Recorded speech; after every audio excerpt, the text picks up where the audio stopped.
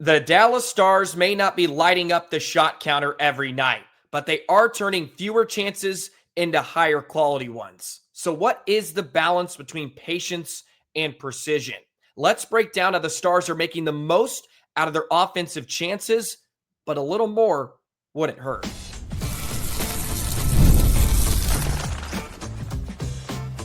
You're Locked On Stars, your daily podcast on the Dallas Stars.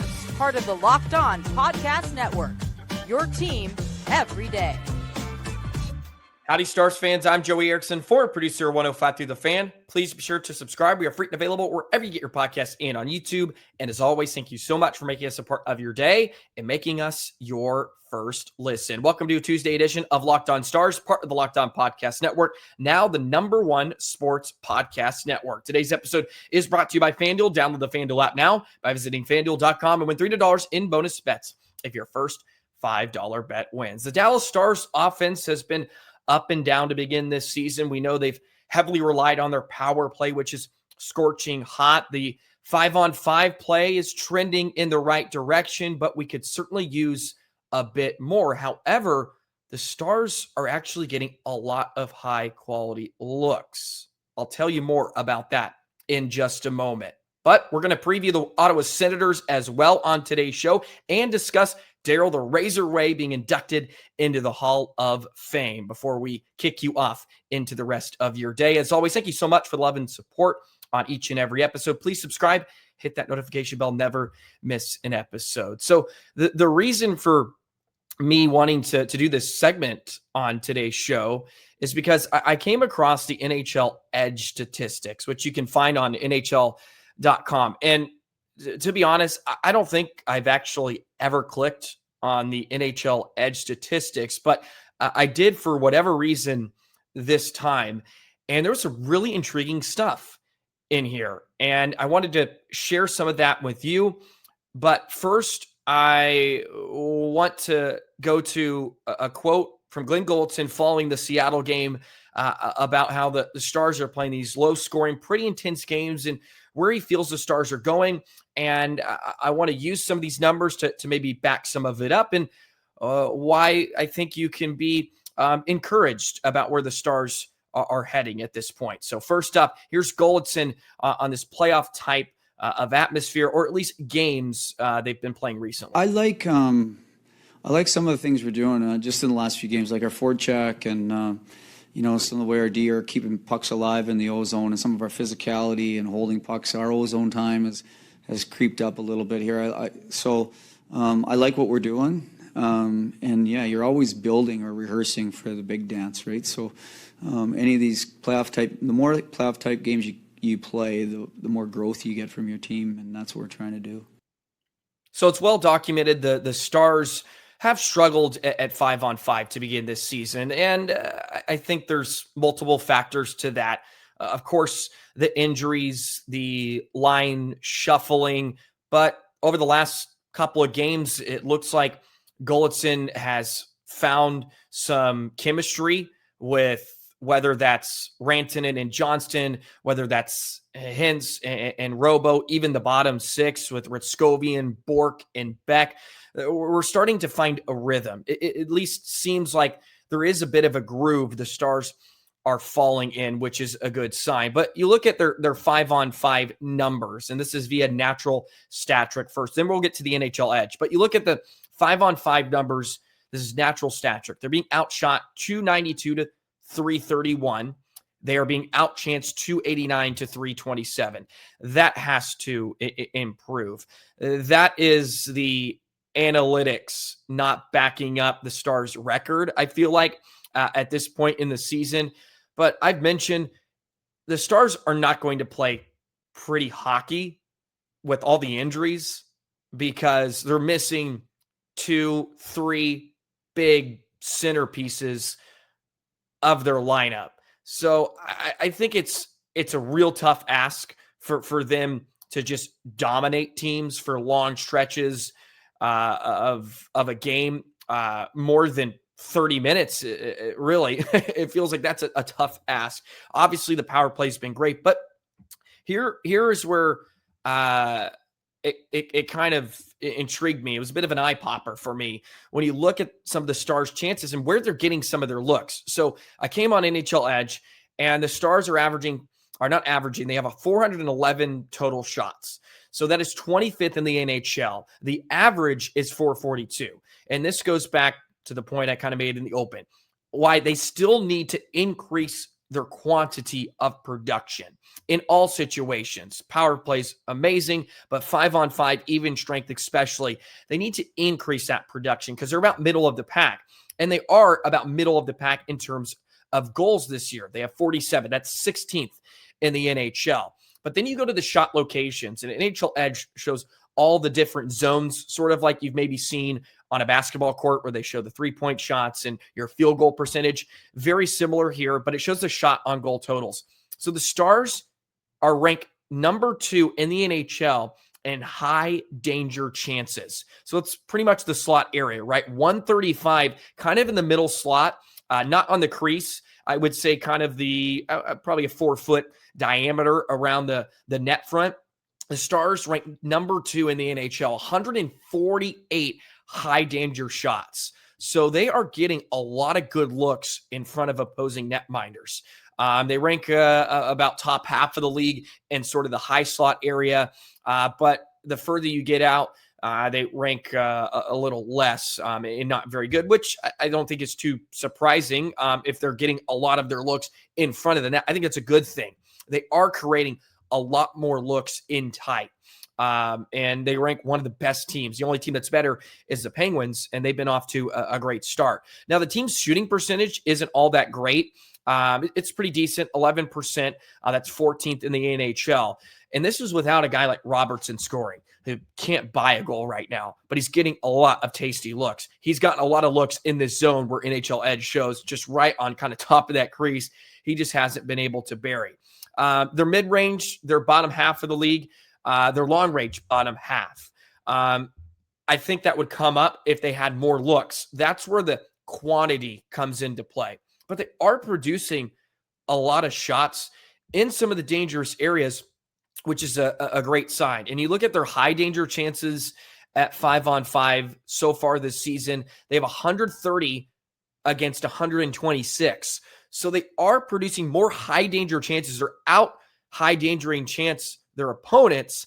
But you look at the overall numbers, it's not quite there. And you could, of course, kind of look at this two ways. It's great they're doing that, but can you sustain that? Can that be sustained for the rest of the year? Can that increase? Will their quantity get better when you get some guys back? Or is maybe that too naive to think a Duchene coming back in a Benn will just really totally change the whole function of this team?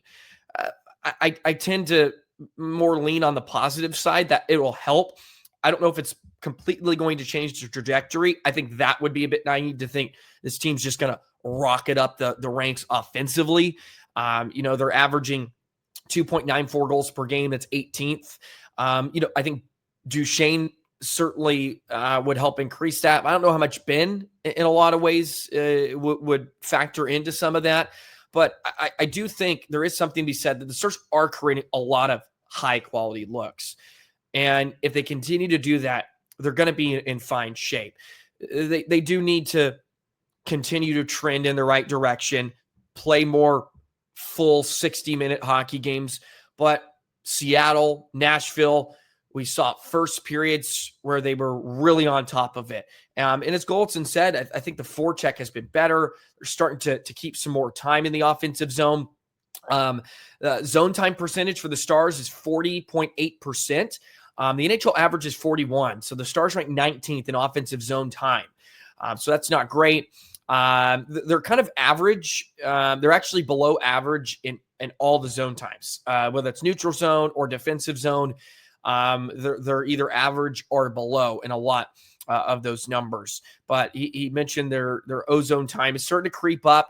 And I think we've seen that first period against Seattle, they were so connected, crisp passing, and they were creating some chances off of that. And of course, it led to a goal and a power play goal in the game as well. But I ran across that, and I thought that was very very interesting just to look at sort of the Stars numbers, where they rank, and how maybe they're getting better, and they're going the right direction.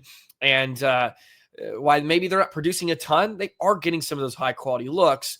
But of course, if you don't bury your looks, then you maybe find yourself on the wrong end of some results. And, we've seen that a bit. So I think there's sort of pros and cons to all of it. But that was intriguing. Before we get into Ottawa, I did want to play a clip from Golitzin on some updates to Matt Duchene and Jamie Benn, who is making the trip to Canada. And then we'll preview the Ottawa Senators as well. So we'll do that in just a moment. Today's episode of Locked On Stars is brought to you by FanDuel. The NBA is back, and there's no better place to get in on the action than FanDuel, the official sports betting partner of the NBA. Even if you missed the start of the game or want to ride the hot hand, FanDuel has live bets on everything from who will score next to fourth quarter comebacks. Plus, you can even combine your live bets into a same-game parlay for a shot at a bigger payout. It keeps every game exciting, especially when your team's making a late push. And FanDuel allows you to bet how you like to bet. You can even do player props. There's so many different ways for you to get involved in the action and just spice up the game a bit as well, of course. And right now, FanDuel is offering new customers $300 in bonus bets when your first $5 bet wins. That is right, $300 in bonus bets when your first $5 bet wins. So what are you waiting for? Head to FanDuel.com to sign up and play your game with FanDuel, the official sports betting partner of the NBA. Hey, Locked On Stars listeners, we want to give you a big thank you from the Locked On Podcast Network, now the #1 sports podcast network. Thank you for making this show your first lesson of the day, and we're very proud of that as a network for being, I guess, given that title, giving that achievement, and we're continuing to hope to grow that. And it's for all of you out there that listen every single day, whether it's my show or some of the other Locked On Dallas Stars podcast, or Dallas Sports, I should say. It's Mavs, you name it, Cowboys, Rangers. We really, really do appreciate that. So a big thank you from us here at the Locked On Podcast Network. Now, a quick update from goalie on Stars injuries, of course, to Duchene, which I have some worries about, and Jamie Benn as well. I don't think Dutchie will be on the trip. Jamie will be on the trip skating with us. So, that's a good sign. Today, how important is that? Because we heard he couldn't fly. Yeah, no, he's past that, so it's a good thing now. It's time for him to start getting him back into skating with our guys. So the timeline is still a timeline, but at least he's with us, and it's important to have him on the road. I'm sure he's going to enjoy it. So great news that Jamie Benn is going on the road for a couple reasons. Just good to have him back. Also, I think that's going to help the morale a bit. It would maybe help his recovery process. I know that's weird, but when you have the support, when you're around the boys, I think that could help keep him motivated to get back maybe a bit quicker if allowed, if he passes. But I think it's great just to have the captain there, right? Just that leadership role, having him around on the road is never a bad thing. Now, Duchene worries me a bit because I said this maybe a week, even 2 weeks ago. The effects of that hit may not be physical. It could be, well, maybe it is in some way, like if it just kind of rattled him. And I know he was never in concussion protocol from what we understand, but feels like potentially it has to do with the head. Maybe it's not a concussion, but there is obviously something holding him back. And that's like, it almost maybe is more scary than like a collapsed lung, as weird as that may sound, but I think you understand the point. Like, head injuries can just be obviously funky. It's scary and not good. And again, maybe they're just taking it easy with him, and I hope everything is okay, but it's a weird situation since he played the very next game after he took that hit against Minnesota. He played the next game in St. Louis, and then we haven't seen him since. So I don't know what occurred where he felt that he was good enough to go the next game. But obviously he did, and I'm sure the Stars doctors, whoever they have checking on him, gave him the go ahead. I'm not saying it was a bad look or anything, but it is just a bit crazy since he did play the next game. But it worries me now because he's older. Look, it takes you longer as you age to get back from injuries. Just the wear and tear on your body, and they all break down at some point. So it is a big concern for me about when he's going to come back. It's because it's sort of vague. He's not going to be on the trip. I hope it's more cautionary than anything, and I hope it's not more than we initially expected, right? But it does really worry me just because another reason is the Stars are very closely tight vested, which I get. It's health. I understand it. But I feel like we saw that with Lundqvist last year. We didn't hear anything, and then boom, he's out for the year. We saw that with Hakanpää a couple years ago when he was out in February, and we were told, okay, he's close to coming back. He was day to day, and then we learned he was done. So it worries me that we may not see him for a large chunk of time. And we're waiting to hear the worst type of thing. I hate to kind of go down that route, but it gets me kind of thinking about that. I don't want to speculate anything more, but he's not on the trip. And of course, we wish him well wishes, and I hope he's back soon because, look, man, Duchene's, I think, he is a big part of this lineup, and Stars could use him back. So I hope that is the case. Now let's transition over to tonight's contest. Stars taking a little Canadian swing. They got Ottawa tonight in the nation's capital. Senators 8-5-3 to begin the season. They are number three in the Atlantic Division. I was trying to find their standings with 19 points, coming off a 4-2 win against Utah. Stars and Ottawa, pretty similar schedules here of late. They just played sort of 3 out of 4.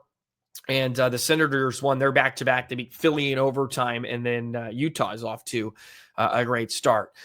Both teams have the same record in the last 10, 6-1-3. Ottawa is having a rough time getting good goaltending. Linus Ullmark does not have great numbers.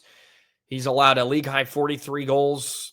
Does have a 6.43 record, 866 save percentage, 3.24 goals against. So not shining. Their backup, Levi Merlinen, is also not off to a phenomenal start, but their offense has carried them to some wins.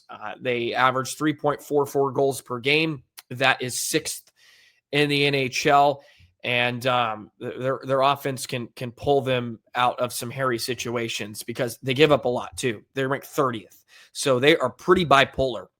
If Dallas keeps Ottawa to 2 goals, I think they win this game easily. That's the key tonight. Keep Ottawa to 2.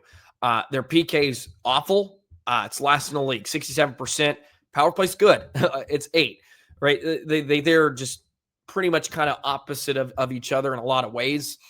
Sort of their defensive and offensive game. They're great on the dots, however. They're first in the NHL, 58.9%. So they're winning a lot of draws. Leading the way there is Claude Giroux, Stützle. They have some good veterans. They are without Brady Tkachuk. He underwent surgery. For those of you maybe did not know, he's in surgery. Sort of Philly vibes with this team, like or Anaheim, I should say, young, talented forwards. Batherson, Stützle, Pinto, Cousins. Like, they are deep down the middle. And Giroux, still effective at his age, sort of Duchene in that way. Giroux's 38. Duchene's 3 years younger, which is almost a bit preposterous. But this is a young, talented team. They have young defensemen that love to jump up in the play.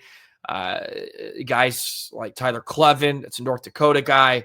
They have another guy on the back end, Sanderson, North Dakota guy, has 11 points in 16 games. He's their power play quarterback. He'll make you pay. He is very, very slippery. So it'll be, I think it'll be a really, really fun contest. Goldson mentioned he thought that his team looked a bit sluggish, like they were maybe a bit fatigued in that Seattle game. I think that sort of showed in the second period with the long change and whatnot. So it's a lot of hockey here, but Stars are coming with a day off, which is good. And hopefully they have the legs tonight. And they'll need it against this Ottawa side. But those are some things to look at here coming into tonight. If the Stars hold to 2, I think it's a win for Dallas. Easier said than done, and I guess you could say that about a lot of teams, but especially Ottawa, who is giving up their fair share of goals. 5-on-5, though, their expected goals percentage top 10 in the NHL, so they can create. That's for sure. It's the other side of the puck that you have to make them pay on. And if I think they get starts like they had against Seattle and Nashville, maybe put it away early potentially, or at least get up and get out on top and look comfortable the rest of the way. Although that seems impossible for the Stars to do. They've been a bit backwards. Seems like when they're playing well, they're losing. When they're playing bad, sometimes they're winning. It's the beauty of the game. That's why we all love it. But that's something to look at for tonight. Stars and Sens Victory Plus, and it is a 6:00 puck drop. So an hour earlier tonight. And then they finish up in Montreal on Thursday. Should be a good one. All righty. We have to talk about Daryl, the Reaugh, however, being inducted in the Hall of Fame tonight as I'm recording this on a Monday. And just maybe share some of our favorite stories about Reaugh. We'll do that in just a moment.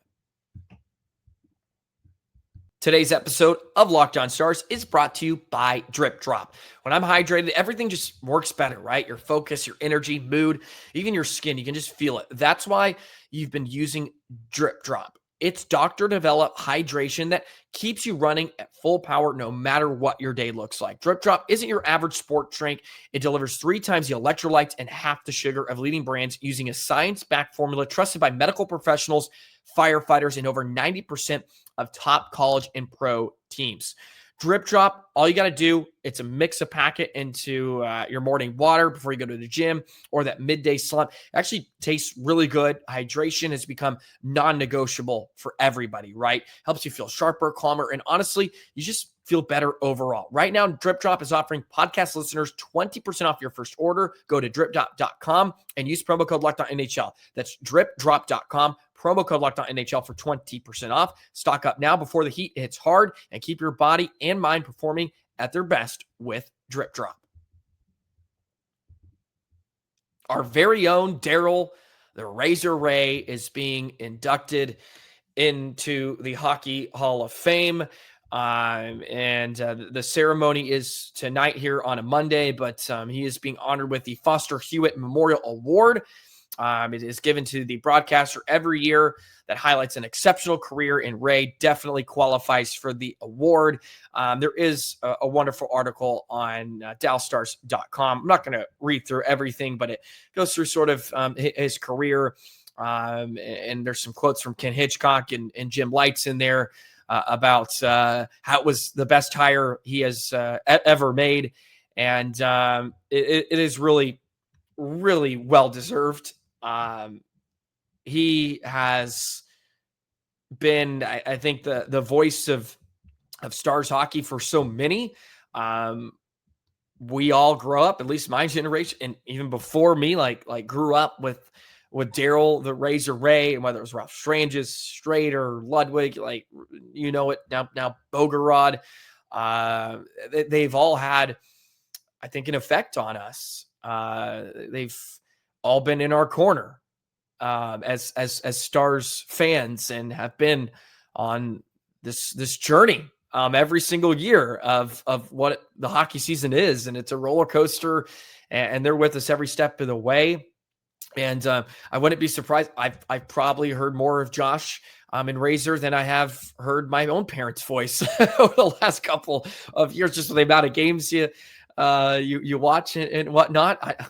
If that's sad, maybe it is, but I think you understand where I'm getting at. Like, we almost spend as much time with them as diehard Stars fans, right? We listen to every single night and we consume a lot of it, but man, he's as good as they come. And it's really, really awesome that he's being, honored in this way. It's crazy to think that he's going into the Hall of Fame, but certainly deserves it. And we all know the vocab and the Reaughisms. I'd like to think as a play-by-play guy, have sort of a mixed bag of him and others I've listened to, whether that's Strangest and Bogorod now, right, as well.